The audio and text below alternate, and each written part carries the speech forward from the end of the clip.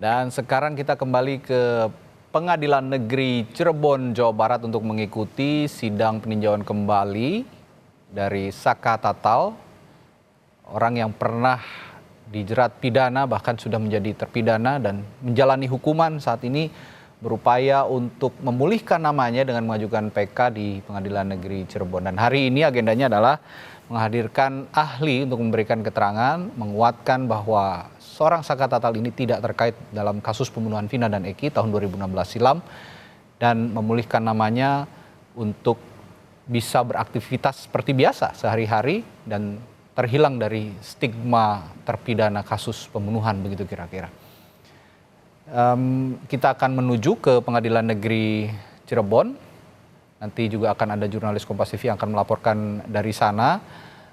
Kita kembali lagi nih dengan Heri Firmansyah. Mas Heri masih bersama kami. Kita gonta-ganti topik dulu nih, Mas Heri, karena ada dua topik yang aman, cukup menarik perhatian publik saat ini. Selain tadi kita bicara soal terduga teroris di Batu, dan saat ini kita kembali ke sidang lanjutan PK Saka Tatal yang menghadirkan ahli. Tadi terakhir kita juga sempat bahas soal harapan kuasa hukum Saka Tatal, Ibu Titin ya. Tadi kita sempat berbincang juga yang menghadirkan 5 anggota polisi untuk bisa berbicara fakta terkait olah tempat kejadian perkara yang sempat dilakukan pada tahun 2016 yang silam.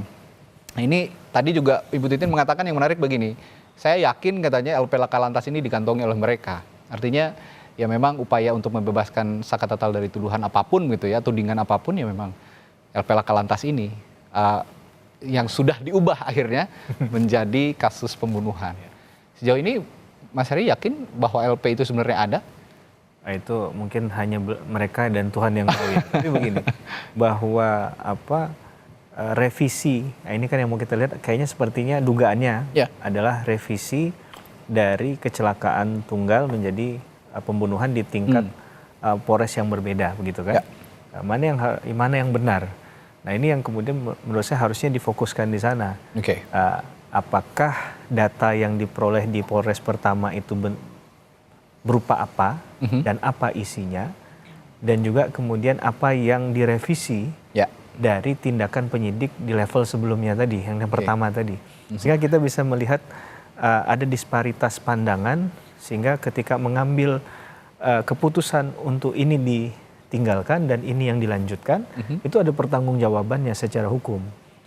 Siapa yang asal-asalan melakukan proses tadi, gitu ya. Kita tidak kemudian langsung menyatakan si A atau si B. Tapi kalau kita melihat ini sebagai asumtif, dugaan, maka kita akan membandingkan dan akan menemukan kejanggalan-kejanggalannya terlebih dahulu. Baru kita clear itu.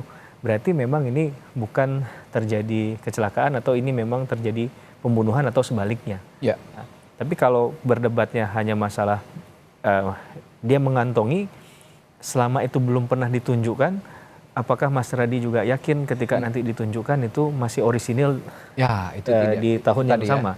Karena jadi rentang waktu ini dengan segala keterbatasan akses informasi, tentunya kita hanya bisa melihat dari luar semata nih kan. Kita nggak bisa masuk terlalu dalam karena ada batas tadi. Ini yang bisa menjawab tadi kan sebenarnya adalah keterbukaan. Mengapa kuasa hukum selalu mengarahkan ke poin itu kalau secara garis besar, keterbukaan, mana yang benar, mana yang salah. Sehingga adapun nanti jawaban dari mereka akan dicarikan lagi nih pastinya. Hal-hal lain yang sekiranya tetap bisa meyakinkan bahwa keyakinan mereka ini adalah kecelakaan. Tapi narasi atau langgamnya menariknya adalah sama menurut saya. Dari tim kuasa hukum Peggy Setiawan, kalau kita nggak salah ada keterangan saksi waktu itu yang pernah bekerja selama 1 minggu, kemudian dia pergi ke Cirebon dan berhenti di bawah flyover kalau nggak salah. Sempat di-spill tipis-tipis lah. Dikatakan bahwa saya melihat kerumunan orang.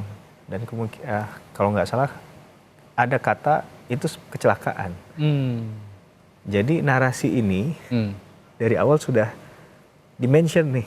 Kalau kita bahkan notice pada lagi sidang pra-peradilan ya. Ya, kalau kita notice lagi ulang sekarang, ini baru saya temukan setelah membaca hal-hal tadi ya.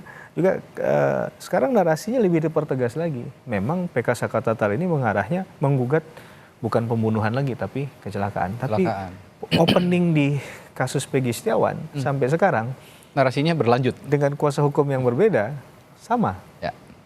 Nah, ini yang menurut saya perlu jadi perhatian juga. Apakah ini kemudian, sehingga tadi mohon maaf saya tambahkan sedikit. Ya. Ada kuasa hukum dari yang sebelumnya yang juga menjadi saksi di perkara ini. Ya. Oke. Itu clean and clear ya untuk melihat fakta-fakta itu.